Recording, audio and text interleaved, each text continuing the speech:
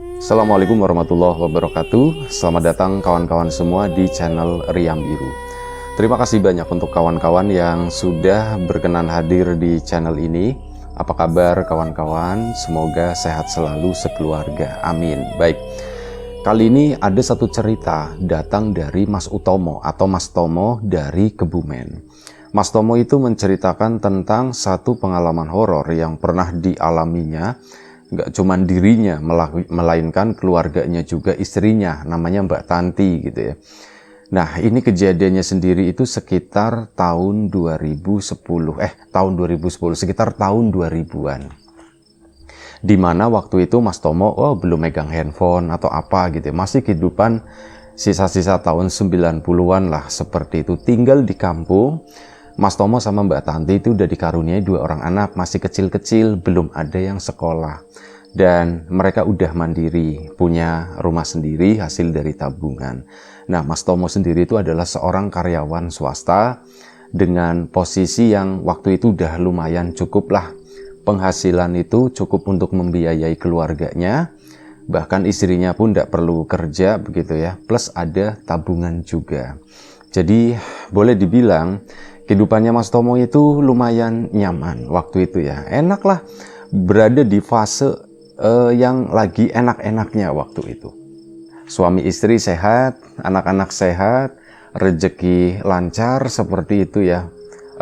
Udah mandiri semacam itu benar-benar satu kenikmatan buat Mas Tomo waktu itu. Sampai pada suatu hari ini ada sesuatu yang ya nggak diinginkan terjadi. Tapi sebelum menuju ke sana, ini ada sedikit gambaran juga mengenai kehidupannya Mas Tomo. Mas Tomo kan sebagai seorang karyawan di perusahaan swasta tadi, posisinya udah lumayan, punya anak buah dan sebagainya. Nah, Mas Tomo itu orangnya lumayan supel, lumayan humble, bisa dekat sama siapa aja. Ngobrol pun ya nggak masalah, pikir dia siapapun, dia bahkan meskipun ada posisi, tapi dia nggak segan, nggak apa itu, misal makan siang ya sama yang junior-junior kayak gitu. Pokoknya dibikin santai lah intinya ya. Dari situ temannya banyak, sering juga pada main ke rumah ke sana, ya nggak yang laki-laki, nggak yang perempuan, rombongan-rombongan begitulah. Itu main ke rumahnya Mas Tomo, bahkan kenal sama istrinya juga waktu itu. Dan ya wis, hal itu lancar-lancar aja, nggak ada masalah. Sementara ini tak ceritain Mbak Tanti ya. Mbak Tanti sendiri, istrinya Mas Tomo itu memilih bekerja di rumah. Jadi sebagai benar-benar full jadi ibu rumah tangga. Pokoknya sebelumnya itu bekerja, tapi setelah menikah jadi memutuskan, aku mau fokus ngurus anak Mas. Aku ndak mau anak itu dititipkan ke siapapun. Jadi benar-benar mau tak urus sendiri. Dan ya karena dari Mas Tomo juga udah cukup, akhirnya ya wes Mbak Tanti fokus jadi ibu rumah tangga. Apapun itu pokoknya di rumah aku yang kerjain. Kamu fokus saja nyari nafkah, katanya begitu. Ya wes, hal itu disetujui masing-masing, akhirnya kan berjalan. Toh itu selama beberapa tahun juga nggak ada masalah sama sekali. Nah ini sampai pada suatu hari. Ya namanya orang hidup gitu kan pasti ada sakitnya ya. Mbak Tanti juga sebagai ibu rumah tangga itu capeknya bukan main, ngurus anak, ngurus rumah, ngurus ya kayak nyuci baju dan sebagainya, nyapu, ngepel, pokoknya macem-macem. Itu tuh ribet banget, capek. Dan sampai pada suatu hari Mbak Tanti itu ngedrop, jadi dia itu sakit. Sakitnya itu muntah-muntah waktu itu. Mas Tomo itu agak sedikit takut waktu itu ya. Ini jangan-jangan istriku hamil lagi atau bagaimana gitu. Soalnya nggak ada rencana gitu kan. Dan setelah setelah beberapa saat ternyata Mbak Tanti itu demam. Dan begitu demam terus dikerokin, merah hasil kerokannya. Jadi disimpulkan, masuk angin kali gitu ya. Iya Mas, kayaknya sih masuk angin, bukan yang itu, kata si Mbak Tanti. Ya wis lah, kalau memang begitu ya wis, mau gimana lagi, kata Mas Tomonya. Padahal dalam hatinya, ya wis semoga nggak jadi, katanya begitu kan. Ini 2 masih kecil-kecil, soalnya kalaupun jadi nantilah beberapa tahun lagi, kata Mas Tomo, mau istirahat sebentar. Dan ya ternyata Mbak Tanti itu memang sakit. Nah di waktu sakit tersebut, Mas Tomo ngerti, ya kayak di kantor juga pekerjaan itu sebenarnya nggak berat-berat banget kan. Ada aktivitas yang mungkin buat Mbak Tanti itu lumayan cukup ribet, lumayan cukup berat, melelahkan, yaitu nyuci baju. Meskipun pakai mesin gitu ya. Tapi untuk orang yang lagi kondisinya sakit seperti itu, icik-icik air gitu ya, mainan air itu kan gimana gitu, yang ada tuh dingin atau apa. Nah akhirnya apa? Karena melihat istrinya seperti itu, melihat Mbak Tanti sakit, Mas Tomo pun turun tangan, aku mau bantuin Nah ini ditumpukan pakaian kotor di sana, itu dimasuk-masukin pakai mesin cuci waktu itu ya, dimasuk-masukin ke mesin cuci di sana, dan ya udah dicuci kan.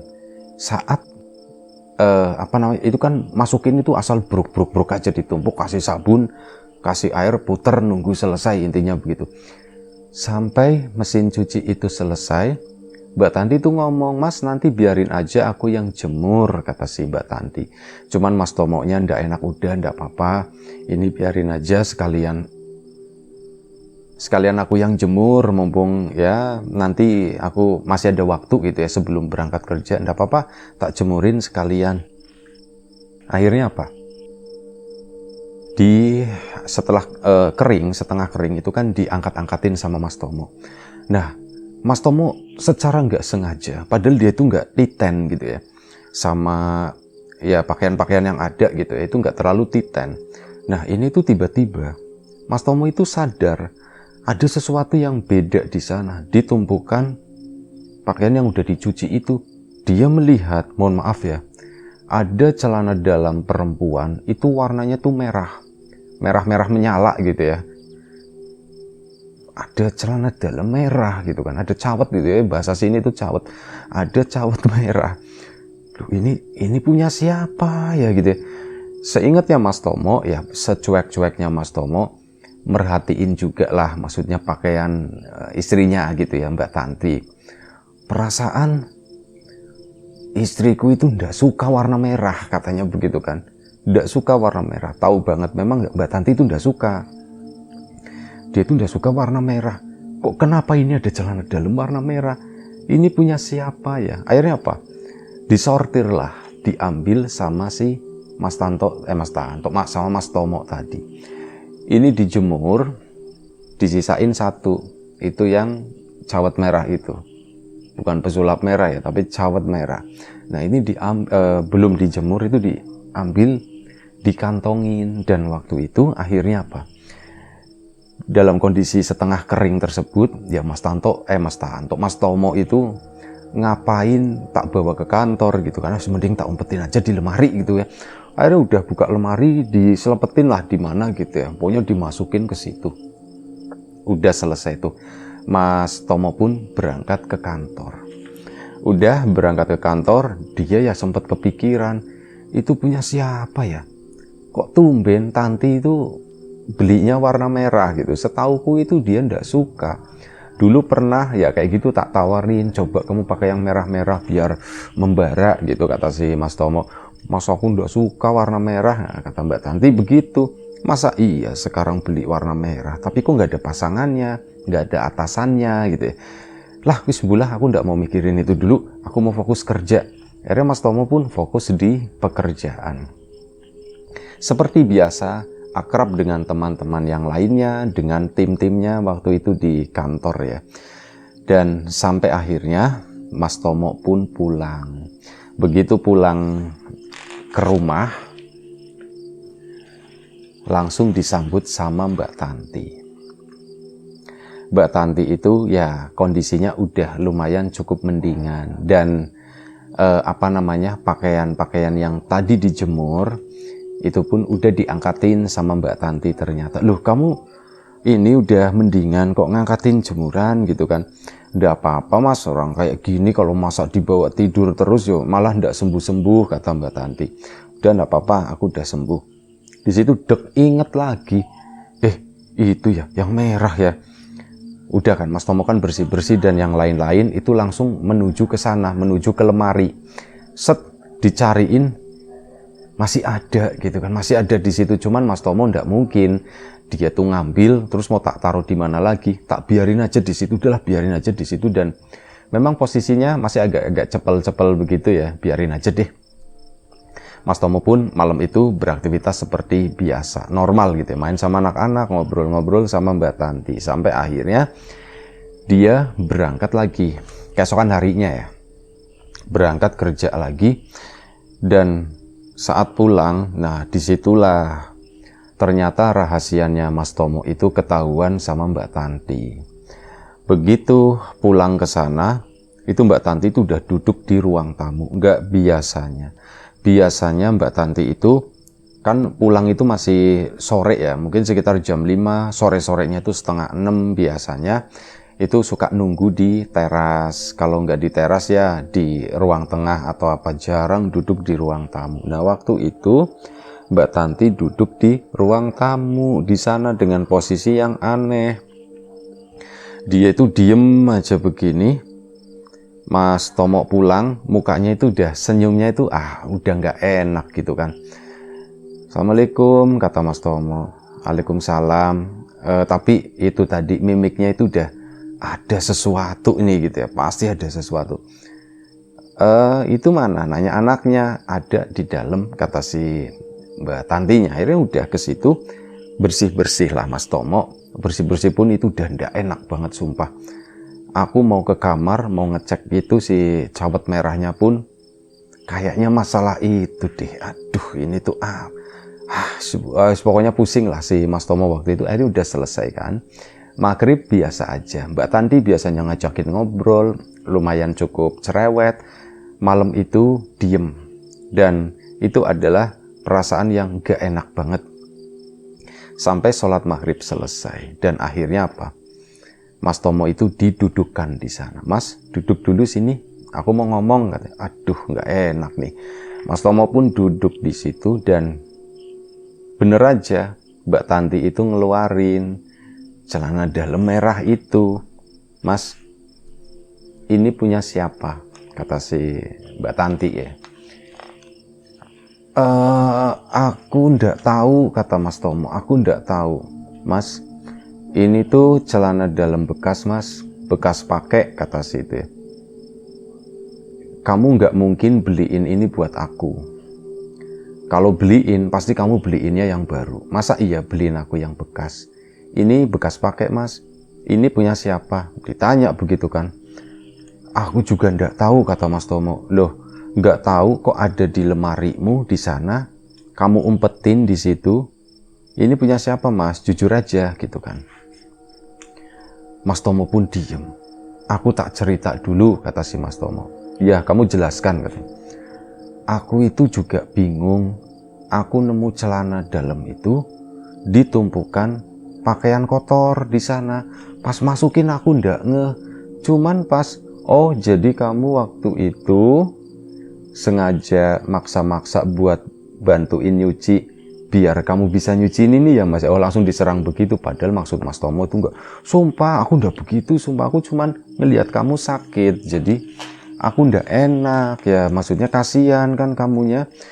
Dan itu anehnya, kata Mas Tomo.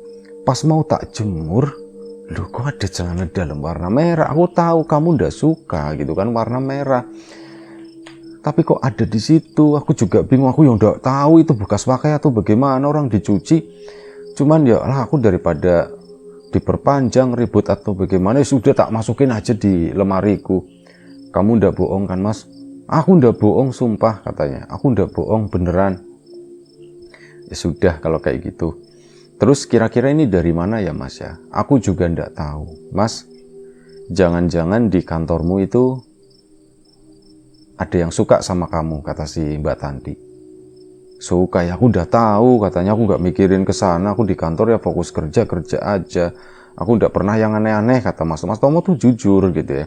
Memang dia tuh ndak pernah aneh-aneh, menganggap semua orang itu biasa aja, sebagai teman lah kayak gitu ya. Ya mungkin Mbak Tantinya belum percaya 100%. Terus ini gimana? Ya terserah kamu, mau dibuang juga terserah, kata Mas Tomo-nya. Mau dibuang juga terserah, mau diapain juga terserah, katanya. Ya sudah, mas aku nggak buang. Ini kamu simpan dulu, katanya. Loh kok aku suruh simpan begituan? Wis pokoknya simpen dulu, kata si Mbak Tanti. Pokoknya simpen, nanti suatu saat kita bakal butuh itu. Dan akhirnya udah selesai kan. Dan waktu pun berjalan. Kali ini kehidupannya Mas Tomo itu udah mulai berubah. Aku berusaha mengira-ngira. Beberapa hari sebelumnya memang ada teman-temannya Mas Tomo itu main ke rumah. Ada 3 di antaranya itu perempuan. Total itu ada 7 orang ya, rame-rame. Jadi habis perjalanan kemana, sore-sore sebelum mereka pada pulang, mampir dulu di tempatnya Mas Tomo di situ. Perempuan itu ada 3, cowoknya itu ada 4, ada 7 orang. Ya, yang mungkin ninggalin celana dalam di rumahku ya pasti yang cewek-cewek gitu kan. Masa yang cowok-cowok itu ninggalin, ya ndak mungkin katanya. Dan tapi di antara si ini, masa iya sih gitu ya? Siapa ya kira-kira ya? Dan setelah hari itu, baru Mas Tomo itu merasakan, dia mungkin udah masang radar atau apa ya. Ternyata memang di kantornya itu ada yang bersikap agak sedikit beda. Itu namanya Siska, anggap aja ya. Nah, si Mbak Siska ini, itu kayak Mas Tomo itu baru nyadar. Dia itu kayak menaruh perhatian lebih intinya. Menaruh perhatian lebih ke Mas Tomo. Nanya-nanya. Tomo, kamu udah makan belum? Mas, kamu udah makan belum? Belum sis, makan yuk, makan bareng yuk katanya gitu. Yang ngajakin seperti itu. Terus dibeliin sesuatu gitu ya waktu itu. Ini buat kamu. Ya padahal itu cuma kayak minuman kaleng biasa gitu. Cuman Mas Tomo, kok Siska iya ya, Siska itu sering ngasih sesuatu intinya seperti itu ya. Cuman ya ndak mungkin. Kenapa? Aku kenal suaminya Siska. Aku kenal suaminya Siska itu temanku gitu ya. Jadi nggak mungkin, meskipun beda kantor, cuman tahu si Mas Tomo nggak mungkin Siska begini, nggak mungkin ya, sudahlah aku nggak mau pikiran seperti itu. Dan akhirnya apa, pada suatu hari Mbak Siska sama suaminya itu hari Minggu tiba-tiba main lewat depan rumah. Ini Mas Tomo, Mbak Tanti sama anak-anaknya itu lagi main di teras ya, Minggu pagi lah, masih sekitar jam setengah 7, jam 7 gitu, bener-bener pagi. Ini lewat suami sama Siska tadi boncengan itu, dan akhirnya mampir kan di situ ya. Begitu mampir, ngobrol-ngobrol lah mereka sebentar, paling mungkin sekitar 10 menit. Kemudian mereka itu melanjutkan perjalanan. Dan waktu itu Mbak Siska sempat, Mas, aku numpang ke toilet ya katanya. Oh iya, silakan. Ya, Siska sama istrinya sama Mbak Tanti juga kenal. Dan akhirnya apa, udah Mbak Siska keluar ke sana. Mungkin insting istri kali ya, Mbak Tantinya ya. Mas, kamu hati-hati ya sama Siska katanya. Loh, kenapa? Ada apa?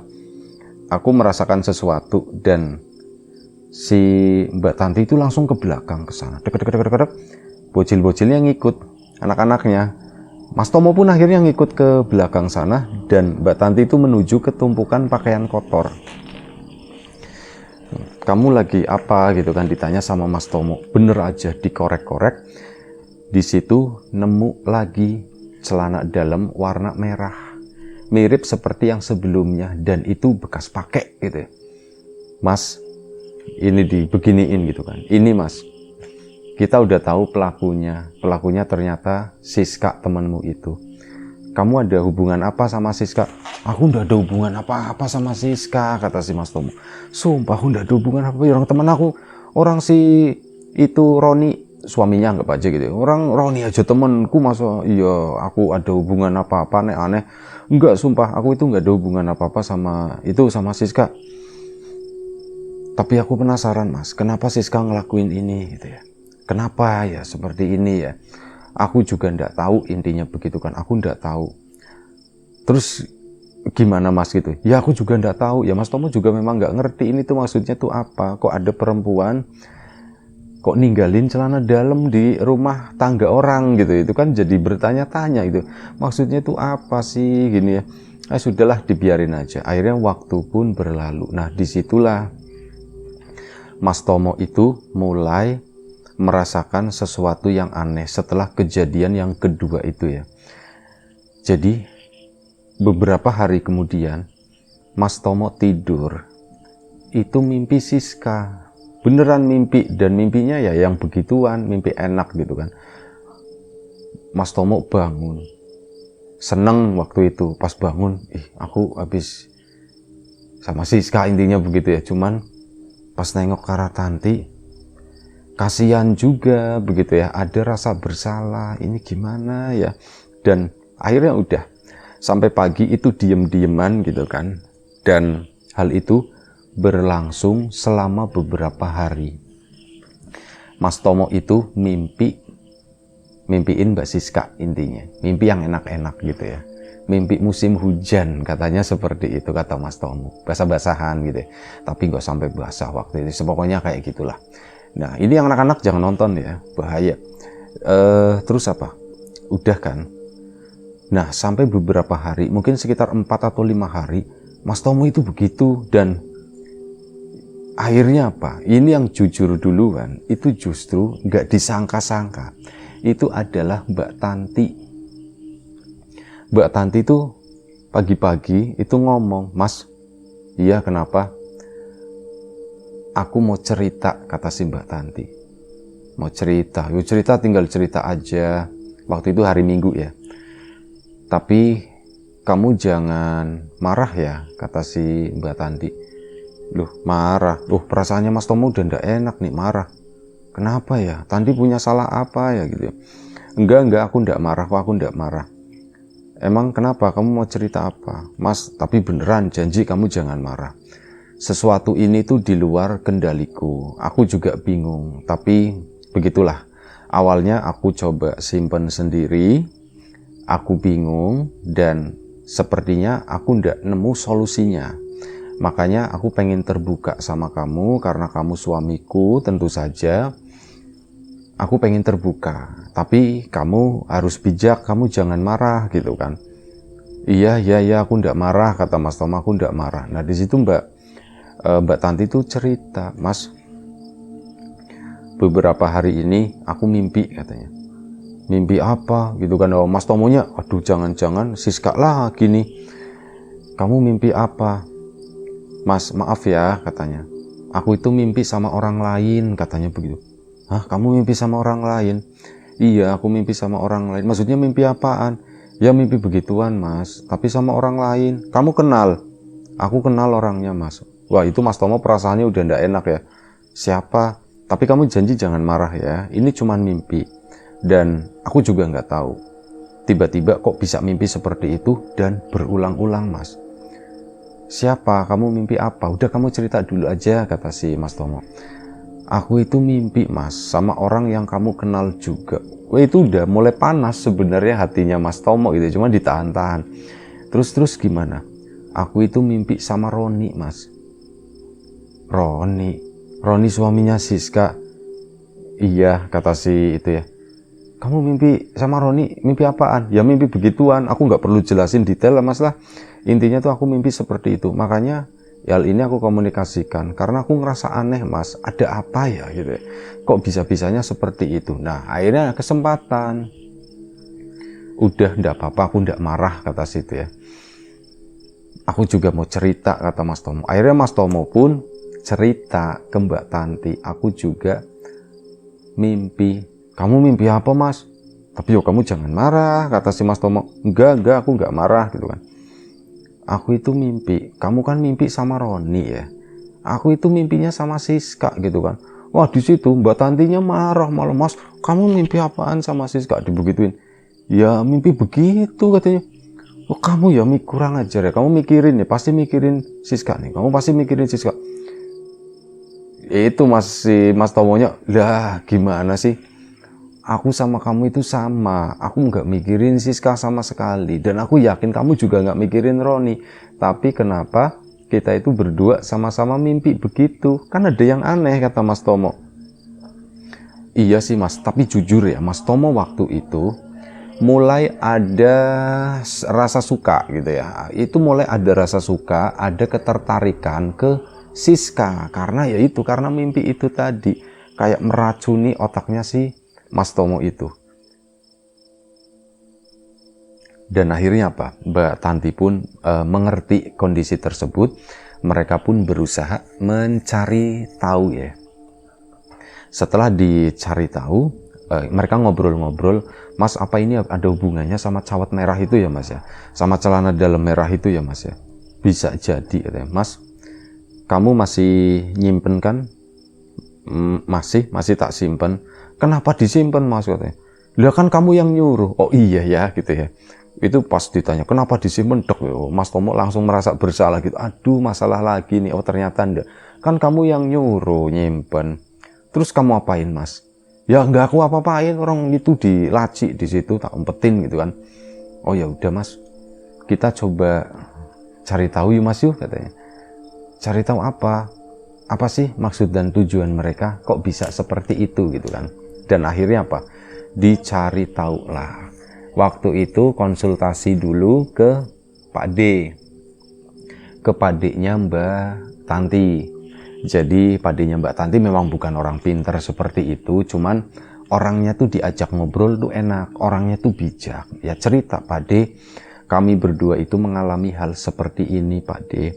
Begini-begini dan ujung-ujungnya itu kami, ya aku begini, si suamiku juga seperti ini, Mas Tomo seperti ini. Nah akhirnya kesimpulannya dari Pak D-nya, oh ada orang yang mungkin mau nggak seneng dengan kebahagiaan kalian, mau ngerusak kalian dari dalam, intinya seperti itu. Jadi kalian itu harus hati-hati. Terus gimana Pak D? Ya udah itunya dibakar aja katanya, itunya dibakar aja, itu yang merah-merah itu dibakar. Jadi Pak D, akhirnya apa? Dilakukan, dibakar. Ya sebelum membakar itu disuruh baca doa dulu sama Pak D-nya ya. Setelah itu pulang malam harinya itu dibakar. Dan dibakar berdua kan, Mbak Tanti sama si Mas Tomo. Mas Tomonya minta Mbak Tanti, kamu aja yang bakar ya katanya. Kenapa Mas? Ya enggak lah, pokoknya aku nggak mau pegang kayak gitu punya orang. Intinya seperti, oh ya sudah itu masuk akal gitu kan. Akhirnya dibakarlah sama Mbak Tanti. Dibakar sampai habis 2 ya berarti ya. Yang pertama ketemu sama yang kedua, ketemu itu kan ada 2 barang, itu dibakar dua-duanya, udah selesai itu, nggak ada apa-apa. Nah mereka pun waktu itu masih sore ya, baru sekitar jam 7:30. Mereka pun udah masuk ke dalam rumah, anak-anak itu udah pada tidur. Jam 10 malam ada yang ngetok-ngetok, waktu itu gerimis. Ada yang ngetok-ngetok, Assalamualaikum, Assalamualaikum, suara perempuan. Siapa itu ya Mas ya? Mas Tomo langsung tahu itu suaranya Siska gitu kan, cuma nggak tahu. Coba Mas tengokin gitu kan. Akhirnya apa? Yuk sama kamu yuk gitu. Akhirnya apa? Dipanggil juga si Mbak Tanti, dan begitu pintu dibuka, itu suami istri si Mas Roni sama si Siska datang bertamu malam-malam itu sekitar jam 10. Kondisinya tuh gerimis-gerimisan, basah-basahan begitu ya. Mas Tomo kan kaget, loh kok kalian ada apa malam-malam kesini gitu, ada apa ini? Aku mau minta maaf katanya, kata si Siska. Dan si Mbak Siska itu posisinya itu nggak enak banget. Dia itu garuk-garuk terus, mohon maaf ya, garuk-garuk bagian itunya sambil berdiri di depan pintu. Di sampingnya ada Mas Roni, suaminya itu digaruk-garuk terus sampai Mbak Tanti pun bingung gitu, nyendel-nyendel begini pundaknya. Mas, kenapa itu Siska? Aku udah tahu. Ya udah masuk dulu sini, masuk dulu. Akhirnya dipersilakan masuk kan, namanya bertamu. Dipersilakan masuk. Mas Tomo sama Mbak Tanti itu duduk di situ. Aku mau minta maaf, kata Mbak Tanti. Lo mau minta maaf apa? Ya ngelirik-ngelirik sama Mas Roni. Ya intinya bener apa yang dibilang padiknya. Kalau ada orang, ya aku ndak suka Mas sama suamiku ngelihat kalian itu hidupnya tuh enak banget Mas, dan ya kami sudah salah melakukan hal seperti ini yang sebenarnya awalnya itu cuman iseng-iseng doang Mas. Akhirnya hal itu dilanjutkan oleh Mas Roni. Mas Roni yang cerita kali ini. Jadi begini, Mo, aku meminta maaf. Awalnya kami nggak ada niatan sama sekali buat melakukan hal seperti itu. Seperti itu apa gitu kan? Pura-pura Mas Tomonya nanya, apa ya? Iya, kamu udah tau lah. Aku malu buat ngejelasinnya lagi katanya. Enggak, kamu harus ngejelasin, kata si Mas Tomo. Karena aku nggak tahu nih konteks kalian kesini itu apa. Mas Tomo begitu, tahan harga ya. Dan akhirnya Mas Roni pun mengakui hal tersebut. Ya, kemarin kami meninggalkan benda di sini gitu. Apa itu? Ditanya. Celana dalam warna merah, itu punyanya Siska gitu kan. Oh itu. Terus gimana? Ya pertama kami mau minta maaf. Dan ya sebelum itu kami ya sedikit cerita lah intinya ya. Jadi awalnya aku sama Siska itu yang ngobrolin kalian. Jadi kok kalian hidupnya tuh enak banget ya. Ya kami kan sering main ke sini gitu kan. Kami ya udah kenal kamu lah, ngelihat keluargamu semuanya. Kok hidupnya enak banget. Kamu udah mandiri, istrimu sehat, anak-anakmu sehat, rezekimu lancar gitu ya. Siapa yang nggak iri ya? Tapi waktu itu beneran kami itu nggak ada kebencian sama sekali intinya. Kami itu nggak ada maksud buat ngancurin kamu atau apa. Sampai pada suatu hari ya hal ini pun diobrolin sama salah satu teman kita. Siapa gitu kan? Ada namanya Irfan misalkan gitu. Ya kita obrolin sama Irfan, dan Irfan itu nawarin, mau nggak ngerjain, intinya begitu. Ngerjain apa? Ya ngerjain Tomo sama istrinya, mau ndak itu? Gimana caranya? Terus ngerjainnya bagaimana? Ya biar mereka itu ada konflik, katanya begitu. Ada konflik apa? Ya biar mereka itu ribut suami istri, jadi nggak akur, jadi nggak enakan. Emang gimana caranya? Nanti tak kasih tahu. Dan akhirnya apa? Dikasih tahu lah sama si Irfan. Ada ritual, ada baca-bacaannya, segala macam hal itu dilakukan oleh si itu sama Mbak Siska sama suaminya, sama Mas Roni. Dan itu tadi, Siska, kamu harus ninggalin sesuatu gitu ya. Yaitu kamu harus ninggalin celana dalam di sana, di rumahnya si rumahnya Tanti sama Tomo, harus di situ. Dan kok kayak gitu? Awalnya aku ndak setuju, kata si Mbak Siskanya waktu itu. Aku ndak setuju, masa kayak gitu, aku malu ah. Dan emang warnanya harus merah? Ya, warnanya itu harus merah. Itu paling kuat, kata si Irfan begitu. Dan ya sudah, aku iseng. Terus tujuannya gimana? Kata Mas Tomo. Ya tujuannya begitu supaya, ya kata Irfan, nanti Tomo bakal kepikiran kamu terus, Siska. Sementara Tantinya bakalan kepikiran kamu terus, Ron, gitu kan.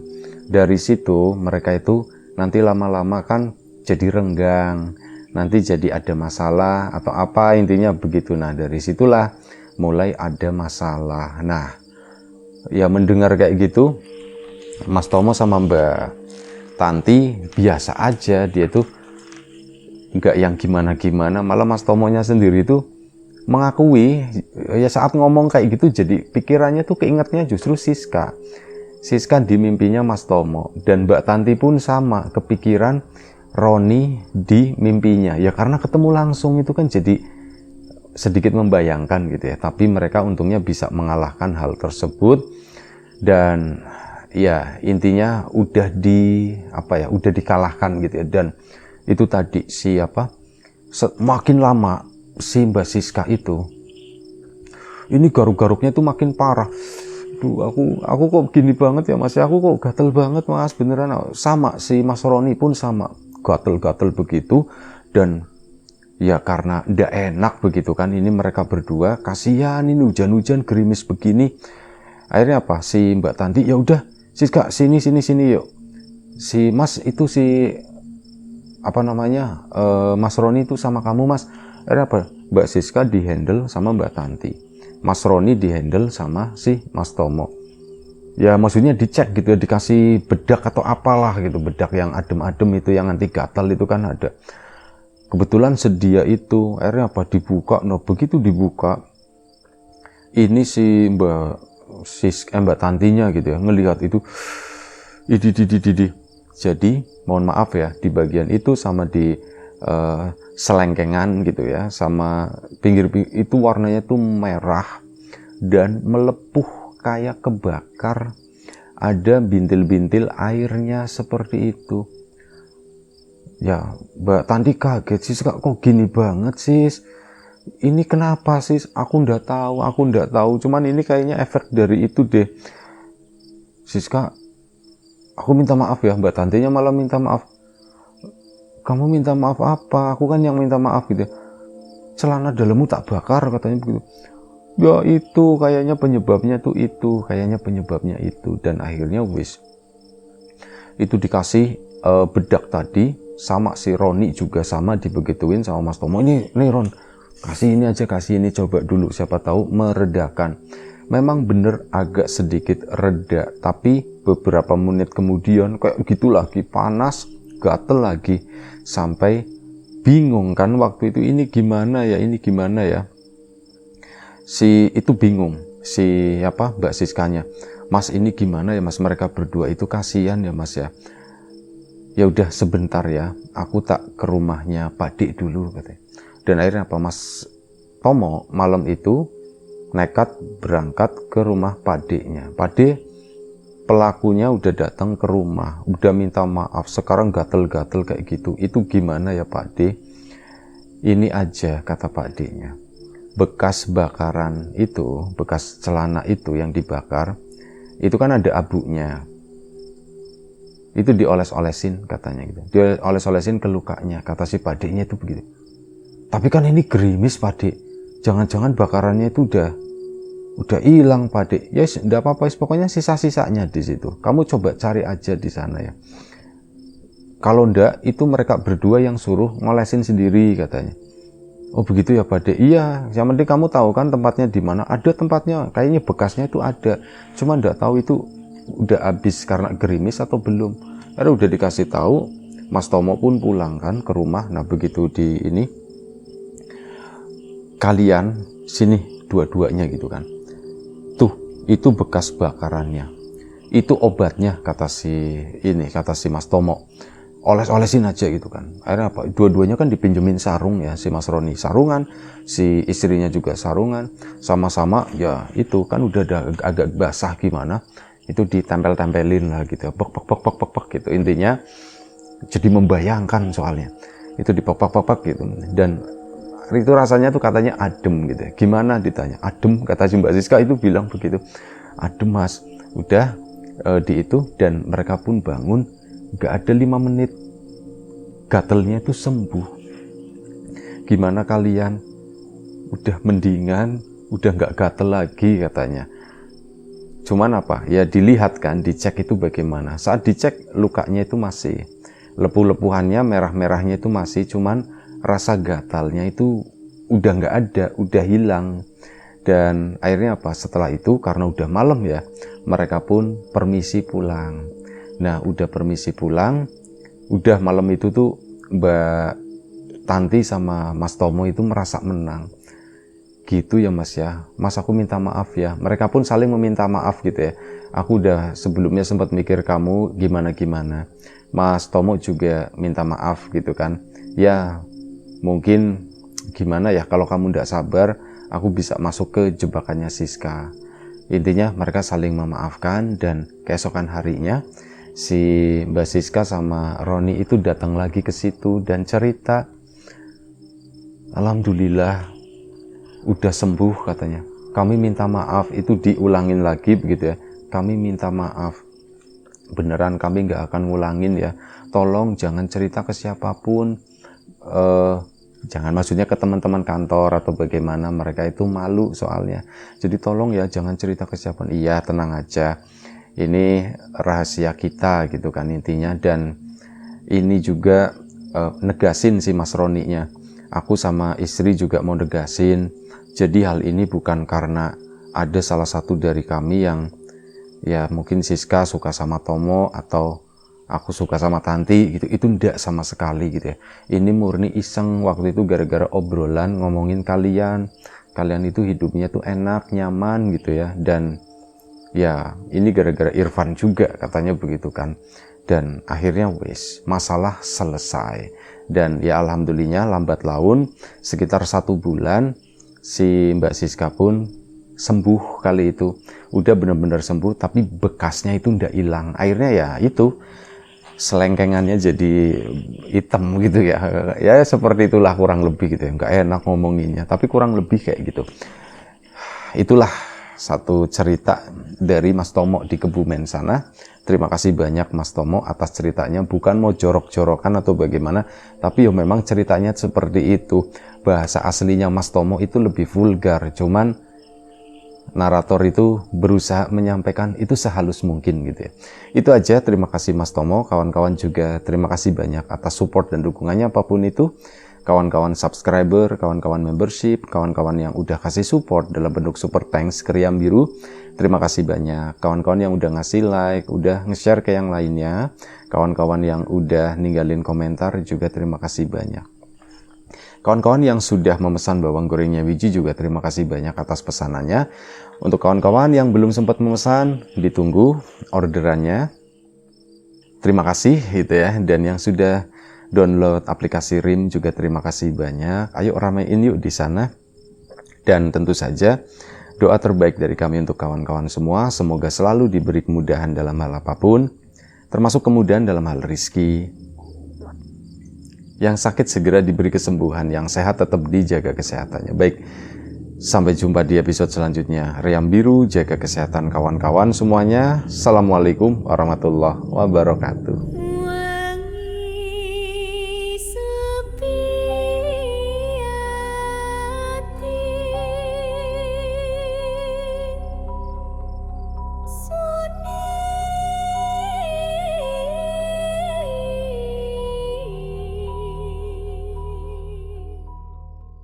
Jadi, tunggu apa lagi? Unduh RIM sekarang juga di App Store dan Play Store. Mulai berbagi kebahagiaan dengan teman-temanmu. Connect, share, and gift.